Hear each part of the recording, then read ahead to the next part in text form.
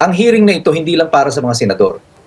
Dalawang korte mo rito, the impeachment court and the bar of public opinion. Itong impeachment court, wala na to, tapos na ang usapan dito eh. Kasi yung mga senador, before they started the hearing, just to be truthful about it, maging makatotohanan tayo. Bago nag-umpisa ang hearing, alam na nila yung mga posisyon nila dyan. Ma-imagine mo bang si Senator Tulfo, yung dalawang Tulfo brothers, ay boboto to acquit si Sara Duterte? Definitely not, di ba? Senator Robin, ipo-convict niya ba si Sara Duterte? Definitely not. So itong proceedings na ito, para na ito sa atin, ito ipalabas para sa atin to change and to shape our hearts and mind ukol sa ating opinion kay Sara Duterte.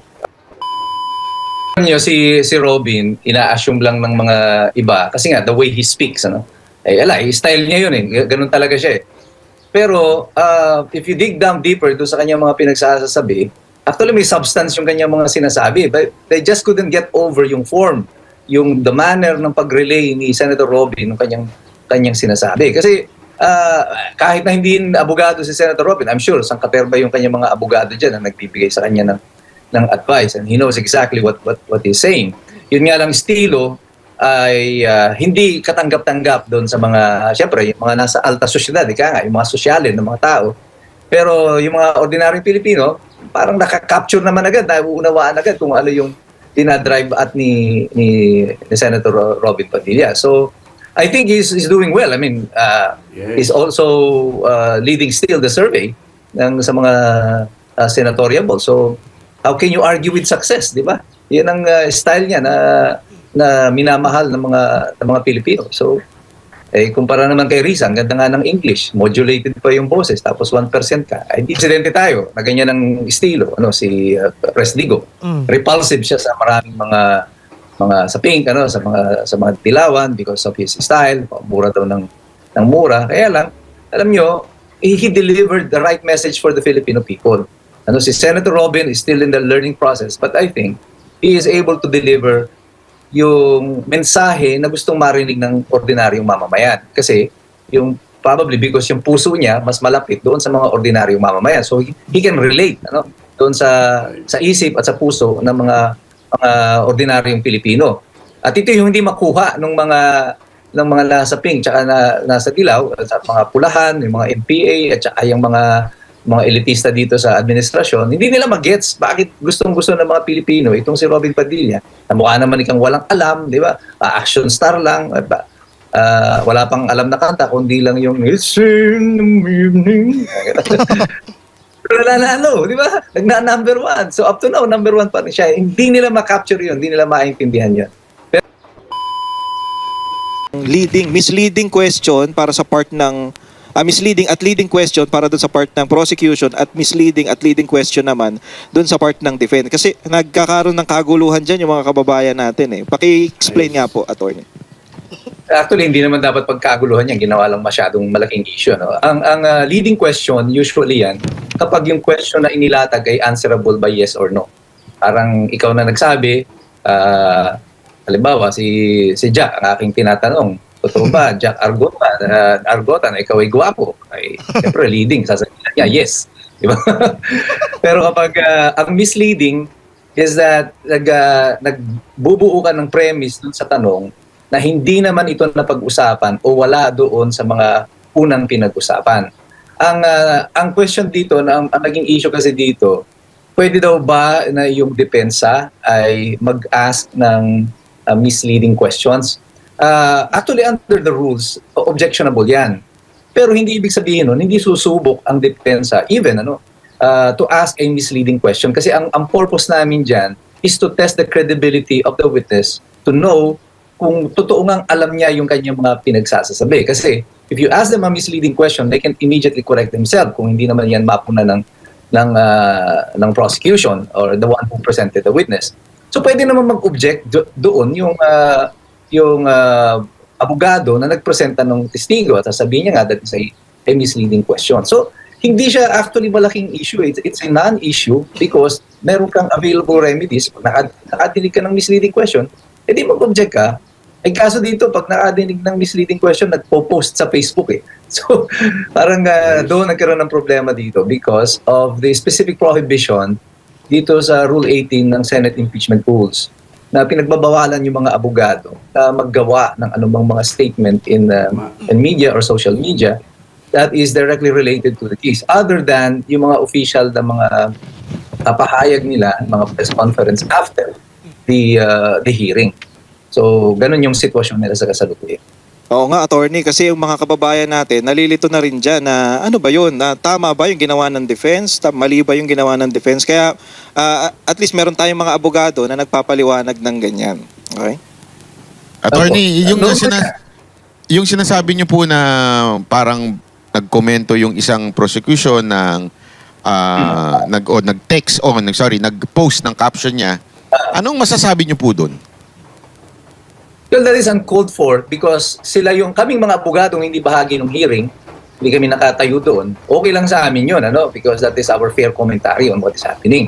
But sila na directly involved doon sa kaso because they are part of the process itself, the rules on impeachment applies to them. Nag-a-apply yun sa kanya. At dito pinag-uusapan nga yung Rule 18 na may prohibition sa kanila. It's like a gag order para sa kanila na magawa ng mga komentaryo na magkakaroon ng diretsong epekto doon sa outcome ng kaso or may shape a public opinion regarding the case because all of that should happen doon sa korte mismo sa impeachment hearing, hindi dito sa mga social media posts nila. Ang problema dito sa mga abogado, parang naiinggit yata sa banateros, parang gusto na rin maging mga vloggers.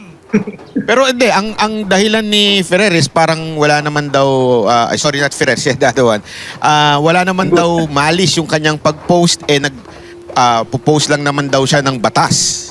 Yung batas lang naman daw, kinu-quote niya. Siguro kunyari mag-pretend tayo na ilang minuto na tanga tayong lahat na hindi natin alam yung relasyon niyan na wala tayong kalam-alam, mga mangmang tayong lahat. Sabi, uy, aksidente ka, di ba? Tama naman. That's total, baloney. Well, that's basura yung ganyang klase ng mga statement kasi alam niya that yung pinag-uusapan na yan is directly related to the impeachment proceedings. At katatapos nga lang pag-usapan niya pagkatapos magpo-post ka kaagad, di ba? So sasabihin mo, hindi, walang kaugnayan niya, walang pangalan. That's nonsense, di ba? Pero nabanggit nyo kanina, kunwari, kayo bilang abogado, you can comment. Tama po. Yes. Pero yung mga abogadong nandun, ibig bang sabihin nun, mas mataas ang pagbabawal sa kanila na magkomento ng kahit na ano? Opo, kasi they are directly part of the process. So, even sa mga kaso po na hindi sa impeachment, kami pong mga abogado, kapag active yung litigation sa isang kaso, merong sub judice rule, Hindi ka pwedeng magbigay ng mga komentaryo mo ukol doon sa nakabinbin na kaso kung yung mga pahayag ay magkakaroon ng epekto sa public opinion or may sway yung judge doon sa mga pinagsasasabi mo. Bawal po yun, hindi po yung pinapayagan sa mga abogado. Lalo pa po dito sa impeachment because there is a specific rule sa kanila doon sa impeachment court. At ni-remind na nga sila paulit-ulit. At medyo pikon na nga itong si Senator Cheese. Mukhang magbibigay siya ng mas stern warning sa Lunes regarding this social media post. So, hindi talaga siya uubra na ganyan ang gusto nila. Kailangan mamili si Attorney Libutan kung magbablog na lang siya or sasama pa siya sa prosecution panel. Baka kasi baka gusto niyang gumaya kay Auntie Claire na habang isang Yusek nagbo-vlog pa. Mukhang gusto ata niya ng gano'n. Hindi, actually, alam niyo, attorney, nung na-interview din namin si Senator Robin, yan din ang unang pinuna niya, bakit daw yung prosecution ay nagbibitaw o nagpaparinig pa sa Senator Judge. Magulo pa doon sa mismong hearing, attorney. Ang gulo pa nila doon.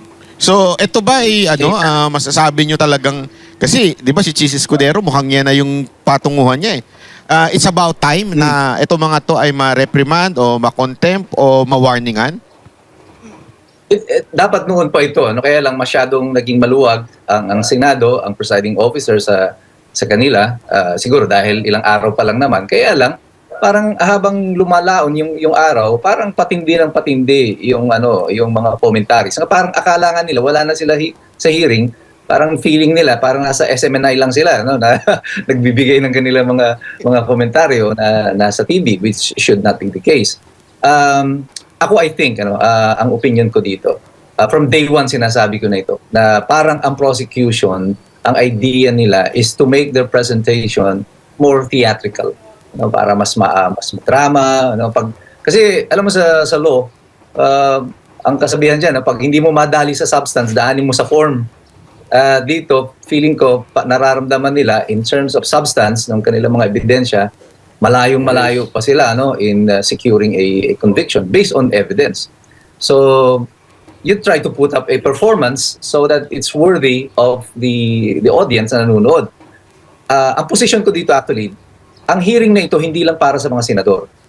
Dalawang korte mo rito, the impeachment court and the bar of public opinion. Itong impeachment court, wala na to, tapos na ang usapan dito eh. Kasi yung mga senador, before they started the hearing, just to be truthful about it, maging makatotohanan tayo. Bago nag-umpisa ang hearing, alam na nila yung mga posisyon nila dyan. Imagine mo bang si Senator Tulfo, yung dalawang Tulfo brothers, ay boboto to acquit si Sara Duterte? Definitely not, di ba? Senator Robin, i-convict niya ba si Sara Duterte? Definitely not.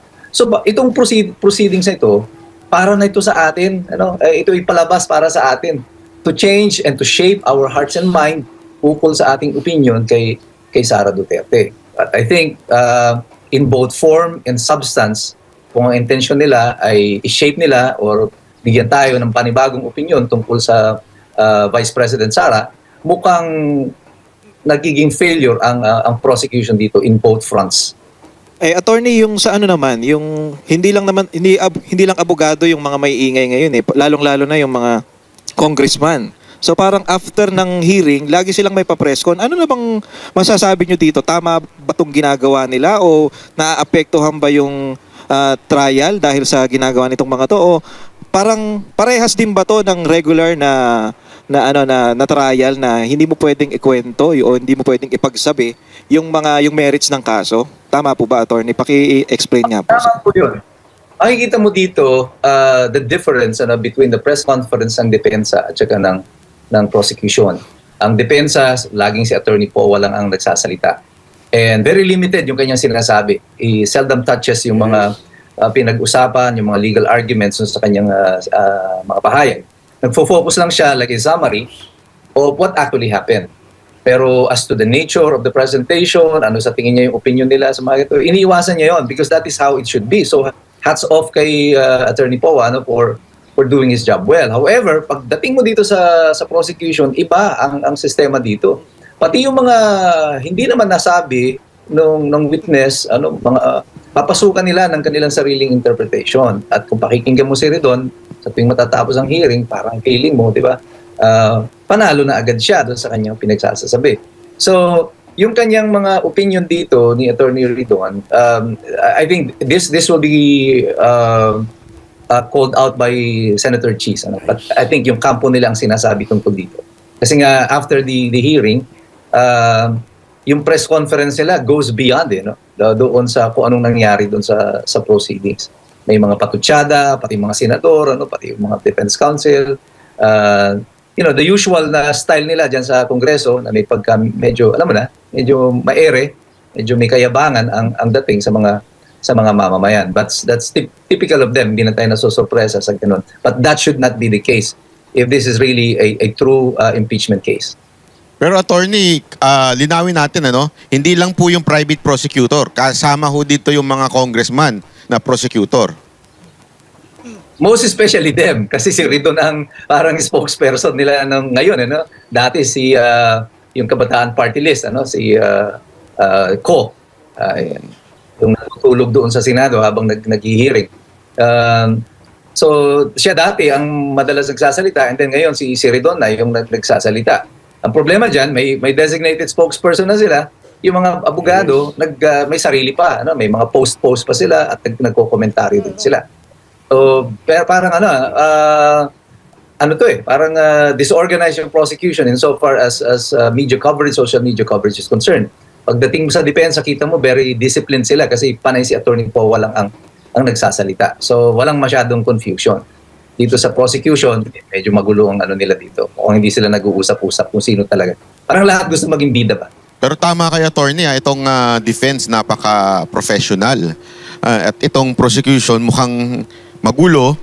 Ito question attorney, si Senator Robin na madalas medyo pinag-iinitan ng mga pinklawan, ng mga dilawan.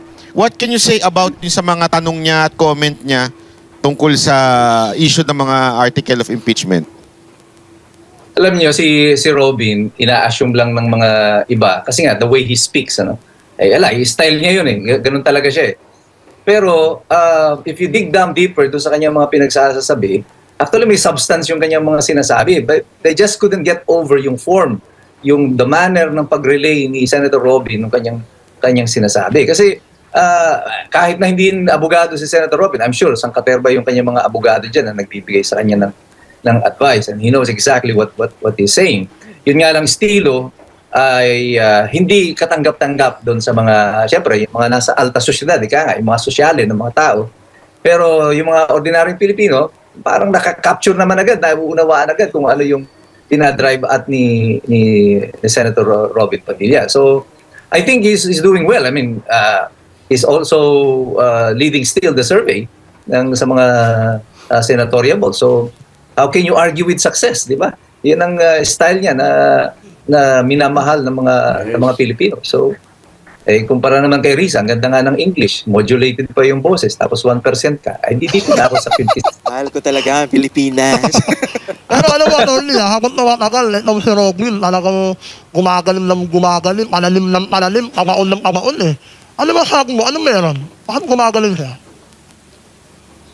Well, merong isang presidente tayo na ganyan ang estilo, si Pres Digo. Repulsive siya sa maraming mga sa pink, sa mga dilawan because of his style, mura daw ng mura. Kaya lang, alam nyo, he delivered the right message for the Filipino people. Si Senator Robin is still in the learning process, but I think he is able to deliver yung mensahe na gustong marinig ng ordinaryong mamamayan. Kasi probably because yung puso niya mas malapit doon sa mga ordinaryong mamamayan. So he can relate doon sa isip at sa puso ng mga ordinaryong Pilipino. At ito yung hindi makuha ng mga nasa pink tsaka nasa dilaw, sa mga pulahan, yung mga NPA at saka yung mga elitista dito sa administrasyon. Hindi nila magets bakit gustong-gusto ng mga Pilipino itong si Robin Padilla. Na mukha naman ikang walang alam, di ba? Action star lang, wala pang alam na kanta, kundi lang yung It's in the evening. Pero di ba? Number one. So up to now, number one pa rin siya. Hindi nila ma-capture yun, hindi nila maintindihan yun. Pero yung Pilipino, naintindihan yun. Hindi dahil sa sila ay bobo. Only because, I think Robin Padilla, like si President Digong, si President Digong, hindi bobo ang bumoto kay President Digong. Yung sinasabi nila kasi walang mga alam itong mga tao na to. Ako abogado ako pero nag-volunteer ako kay Pres Digong noong 2016 bilang abogado niya dito sa Bataan sa Bilangan. Yes. So hindi ko naman sabihin sa sarili ko na bobo. But I know exactly kung ano yung nangyari kay President Digong, and that is exactly also what is happening with Robin Padilla. President Digong is representative of what the Filipino people feel. Ano yung gusto ng sambayan ng Pilipino. At minahal siya ng taong bayan at minamahal din ng taong bayan si Robin Padilla sa kasalukuyan because they can hear from them the message that they wanted to hear. Yung mensaheng gustong matinig ng mga tao na didinig dito sa mga tao na to. It is direct, it is concise, very specific. Ito ang gusto kong mangyari sa ating bayan, ito ang aking gagawin. Ganun kasimple ang kaisipan natin mga Pilipino. Hindi yung racket, hindi yung basurang ginagawang kuryente. Hindi natin yung mga ganun, di ba? Ang trip natin, actual na solusyon sa ating mga problema. At yan ang dinideliver, I think, ni Senator Robin Padilla as of the moment. Maganda yung sinabi ni attorney, yung kay PRRD tsaka kay Robin, Magkasimilarity nga sila Kasi nga, itong si Robin, sanay na sa namulungan na, umakit na bundok, maraming naligtas na tao, sanakon sa Abu Sayyaf. Hindi alam na makakapit pa Pero alam mo ako attorney, mukhang nakikita ko dito kaya siya pinupuntirya ng mga pinklawan at dilawan dahil after VP Sara Duterte, this guy can be the next candidate for president. Yeah. What do you think, attorney? It's possible. Posible yan na si Robin Padilla. Kasi kung mag-number one uli siya dito sa Senate, na yan, solidified na yung kanyang position in the national consciousness. Alam na ng mga taong bayan ang pangalan ni Robin Padilla. So, it's just selling him as a presidential bowl. Yun ang magiging challenge in the next 6 years kung manalo man siya for re-election. So tama ka sa iyong assessment. Robin Padilla is a in the running, is a potential candidate for the next president of the republic. Kung manatili tayo na republic ang ating form of government. Attorney, what about si ito, medyo malalim to. What about ang pag-handle ng ating Senate presiding judge na si Chis Escudero? Well, here's the thing na hindi nyo alam siguro pa or baka nakarating na rin informasyon sa inyo. Just sa Senado, ang pinaka-experience na trial lawyer dyan is Chis Escudero. Yeah. He is better than the other lawyers there. Even kay Senator Alan Peter Cayetano. I think si Chis Escudero is a better trial lawyer. Naging head pa yan ng UP paralegal when he was a younger lawyer. So marunong talaga yan si Chis Escudero. And the way he handled itong impeachment na to, alam mo yung kahit nasa majority siya, lumalabas yung pagiging abogado niya. Yung kahit na siguro ang nais niya ay pagbigyan itong sa majority dahil dito siya officially aligned, yung pagiging lawyer niya comes out. Hindi niya mabetray yung kanyang sariling nature as a lawyer. So I think he's handling the impeachment proceedings fairly well. Mas mainam yung pag-handle niya at mas mainam yan kaysa siguro kay Gatchalian na hindi ko na nakikita masyado si Gatchalian sa screen. Namimiss ko na yung mga memes ninyo. Pero attorney, hindi ho ba kayo medyo nalalambutan in some areas dahil 'di ba dapat hindi yung mga pang-aasaran sa loob ng hindi dapat nangyayari, pati yung mga dapat nako-contempt, hindi nako-contempt. Ano masasabi niyo dito? Well, we will find it out sa Lunes kung mas magiging strong na si Chis Escudero tungkol dito. Pero tama ka doon, marami siyang mga pinalusot na mga ganyan na lalo sa kampo ng prosecution, siguro in deference doon sa mga senior lawyers like Attorney Kapunan, na kilala naman na talaga si Attorney Kapunan. She is well entrenched diyan sa Senado, sa Kongreso. So as a younger lawyer, mayroon pa ring level of respect kay Attorney Kapunan. But I think eventually si Chis Escudero would have to assert himself dito sa impeachment na ito. But in general, sa kabuuan, I think he has been handling it well yung proseso ng impeachment. But we will see kapag nagkaroon na ng political pressure, if the independence of the Senate or the presiding officer will remain. And I'm praying for him. I hope he does na manatili siya sa kurso na ito na kanyang tinatahak sa kasalukuyan. Pero attorney, good observation Napansin niyo inanggulo na yung camera Tinanggal na si Gatchalian sa camera. Oo nga eh. Di ba? Ayan, balik niya. Bisa na lang ganyan Laging ganyan Pero nasa tabi si Gatchalian Pinagbawalan kaya yan? Na isama na siya? Feeling ko, I think it's a strategy na para wag na masyadong halata na nandun siya sa gilid. Ako ni Anonly, nakalimutan ko naman sa Gatchalian Nakalimutan na namin Oo nga Ako din Tanong na rin Kaya natin kay nasabi ko Attorney. sa Attorney, anong masasabi mo kay Gatchalian? Doon sa mga tanong niya. Yan. Sa mga tanong niya, mga motion niya. Ano masasabi niyo? Well, he has to be useful, di ba? Parang, sabi nga, parang mema. Parang malaman naman ng Senado na buhay pa siya. Kailangan galaw-galaw din, di ba? So, kahit na wala namang saysay yung mga pinagsasasabi kasi yung mga tanong dahil it has been clearly elucidated by both parties, tatanong niya na rin. Just to remind the people na, hoy, buhay pa ako, I'm still here, di ba? So, pero halos walang impact doon sa outcome ng facts presented and the arguments na diniscuss, yung anumang nagiging partisipasyon ni Win Gatchalian dito.